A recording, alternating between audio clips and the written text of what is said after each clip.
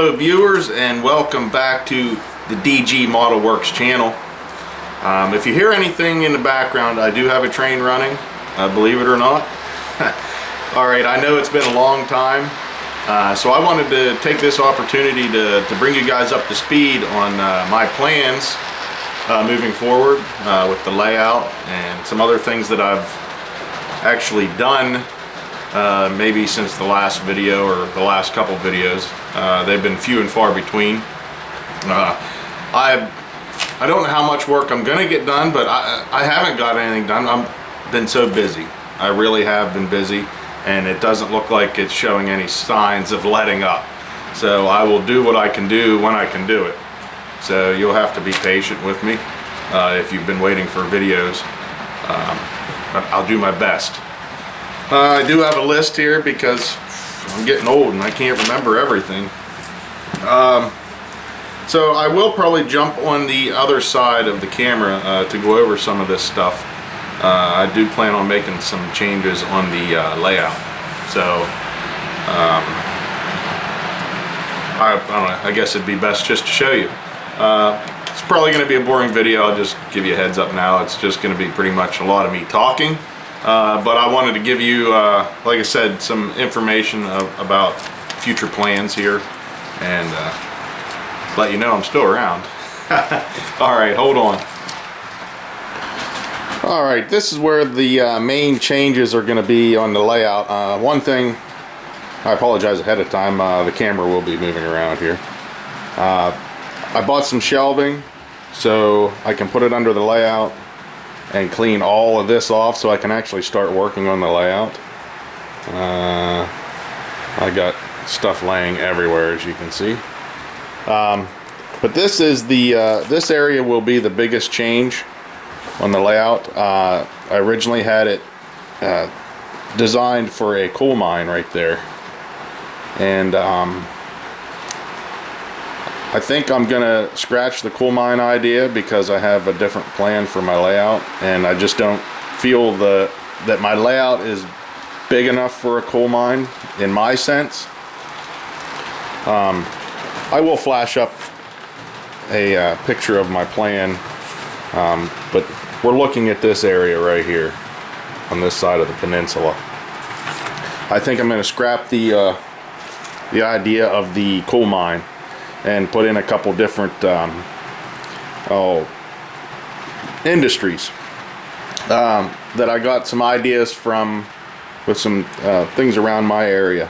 I think I'm going to put in a mobile home factory which will be served by rail with lumber and items like that, and also maybe a like a spaghetti sauce factory, kind of like what's in my area.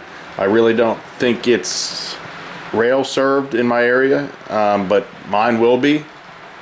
So it'll be like a pasta sauce, spaghetti sauce type thing like that. I think I'm going to put those two in here. Or maybe move the paper mill, which is set to go in this area, over to here and put them over here, vice versa. One or the other. I got to really figure it out and decide exactly what I want to do, but that's the plan there as far as changes on the layout. The next change, you'll know in my last video I mentioned about circuit breakers. I almost had a meltdown. So far the booster's still working, as you can see, but I did get a circuit breaker here, NCE EB1. I got that from Midwest Model Railroad. For now I just have one, and I'm going to wire that up here. Just in line with the wire going into the booster. But I do want to separate this layout into different power districts like I should have done to begin with. And I will be getting some more of these circuit breakers, and I will have to redo all the wiring, and it'll look better anyways once I'm done. I was a little hasty in my wiring too, so it'll clean some of that up. But I will break this up into probably 3 or 4 different power districts. I haven't decided on that yet, or where I'm going to break everything up and have them. So the next step is to clean this layout off with everything that's just sitting on it, maybe figure out the changes and wire up some power districts. That's pretty much all I have right now for the layout plans. I think we will move up to the workbench, and I will discuss some of the other things that have went on or is going to happen. So, talk to you in a little bit here.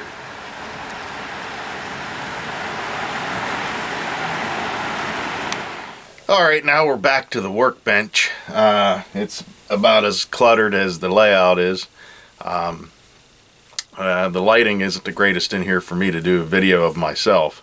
As you can see, everything on the workbench is lit up though. Before I jump onto this stuff, while we're still on the subject of the layout, I forgot to mention the little bit of a backstory of what I want to do with it.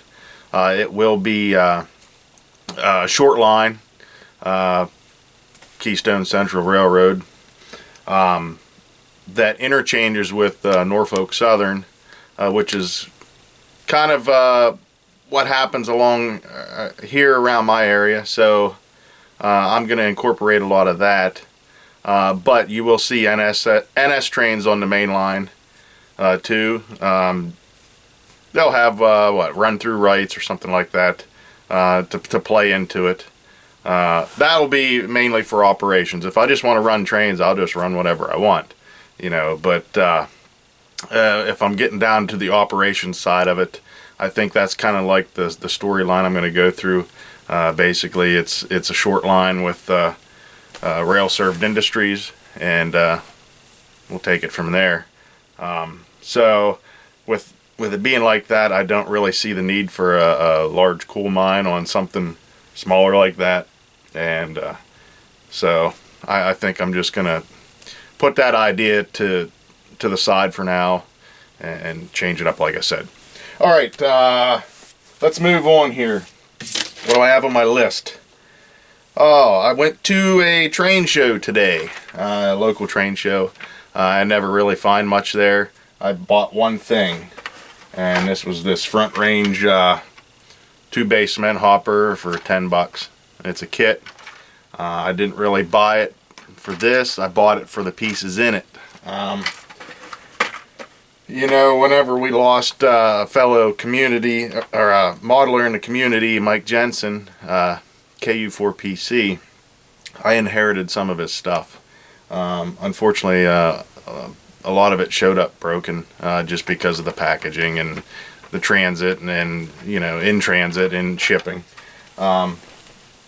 But one of the things that was in there was this that he was making, or did make, with his YouTube channel name on it, KU4PC. It's slightly weathered with his hand-drawn graffiti by him, but the ladders and everything were all busted on it. So I figured out what brand it was, which I'm almost positive it's Front Range, these old kits, and I bought it so I could have the end ladders to repair this, because this means something to me, and I want to have it on the layout. So that's why I bought that.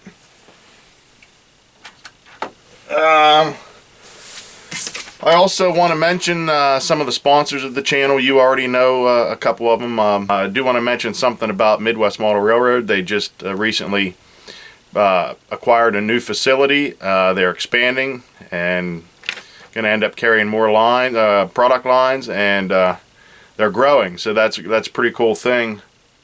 In fact, if I can, hopefully I'm going to flash it up right here on the screen for you. Right now, they are offering 10% off your purchase of $25 or more with the coupon code. It's a one-time deal, one-time use, one-time per person. So that's they're doing that because of moving into their new facility, and they're excited about that, and they want to get the word out there. So I will hopefully flash that up on the screen for you. If not, look in the description for that. It's a one-time use, like I said, per person. So if you make a big order, you get a big discount. Alright, let's move on. Scratch that off, scratch that off. While I'm talking about hobby shops, I want to mention Iron Planet Hobbies. I didn't know about them, to be honest with you, but I started looking around a few weeks ago or so for some Loc Sound decoders. They were drying up because ESU's coming out with the V5.0, and I think they kind of stopped working on the other ones. Well, I know the Loc Sound Select is going to be discontinued, and I'm not sure if the V4.0 version 4.0 is also. I'm not 100% sure on that. So I went to buy some until they got the version 5 out, which I don't want to jump right on the version 5 either until they get glitches and stuff worked out. I mean, that always happens with a new product, and I've already heard some people talking about some issues they've had with them that had the chance to play around with one of them. I know the scale trains just are coming out with the -9, and they had some limited supply that some people were able to get. I was going to get one, and I dropped the ball on that before they were sold out by the time I did it. So I'm kind of jumping ahead here. I have that on my list, but I do have one of them coming. I did pre-order one. But anyways, Google search, and I found Iron Planet Hobbies, and got some decoders, and I thought I'd mention them to you if you don't know.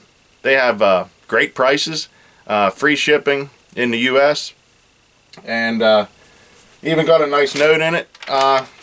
Ryan from Iron Planet Hobbies watches my videos, so that was cool. A nice little note in there.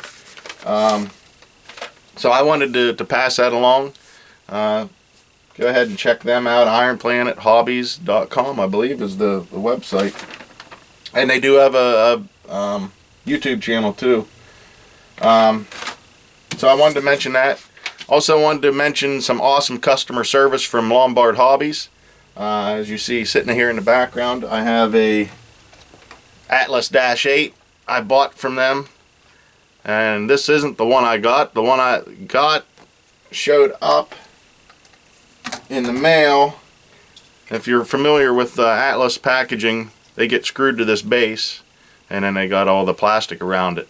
Well, it showed up in the mail. The screws were just loose in the box, in the pack, and the locomotive was basically bouncing back and forth, and it busted stuff off all over the place. Stuff that couldn't be repaired. I contacted them, and they took care of it. Sent me a return address label to send the broken one back, and they actually took this one out and double checked everything before they sent it to me to make sure it was good to go. So I want to give a big shout out. Great customer service at Lombard Hobbies. They're pretty well known, so you probably know who I'm talking about. So that was recently something new I purchased within the last month or so. I don't know why. I wanted a dash 8. I have a patched Conrail one, patched for NS. I've never done anything with that yet either. So I bought that. Some of the other new things I've purchased that you haven't seen, the Athearn Spirit of UP locomotive, and I got the Honoring First Responders locomotive from the NS First Responders, and the NS honoring our veterans. Those are ones I wanted. I didn't show them on video because there were some out there already. I didn't have the time, and they're non-sound versions because I prefer Loc Sound over Tsunami. So I'm going to put my own decoders in them, which is why some of these are sitting here. So I didn't really do a video on them. There are quite a number of them out there. So that's the reason with that. But they are new purchases. See what else. I bought some of these PTC antenna arrays from Shapeways. They're just 3D printed. There are some other users out there on YouTube that talk about these, and I'm going to give them a try to put some PTC antenna arrays on my locomotives. So that's something I plan on doing here. Let's see what else. The Scale Trains -9. Yes, I have one of them pre-ordered. I'm excited to check that out. I will definitely do a video on that and give you my take on it. So I look forward to that. I guess they're supposed to be out sometime this summer. So that's in the works. I pre-ordered some other things. All the Athearn Norfolk Southern Go unit. I think that's supposed to be out in December. I have that coming, but again, it's a non-sound version. I will put Loc sound in it. So who knows if, you know, if you guys still want to see that, maybe I'll be able to make a video of that. You're probably bored already, aren't you? This has been a long talking video. I told you it would be boring. I'm nothing exciting really. What else? Oh, I do have, I'm trying to thin out some of my stock here. Didn't get it off. I have some original Tsunami decoders. I have 3 of these for GEVO.